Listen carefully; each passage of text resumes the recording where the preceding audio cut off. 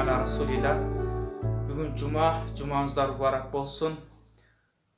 Кимде ким хадистин манисинде келет, жума күнү жакшылап жуунуп таранып, бир гана ой максаты жума намаз окуш үчүн гана чыкса, анын ар бир кадамына 1 жылдык ибадаттын сообу берилет.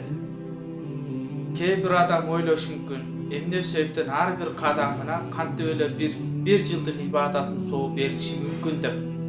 Албетте, мурунку пайгамбарлардын үммөтү, мисалы үчүн Нух алейхиссалам доорунда адамдар 1000 жыл, 1300 айтор көп жылда жашашкан. Ал эми бул үммөт орто эсеп менен алганда 50-60 жыл өмүр сүрөт.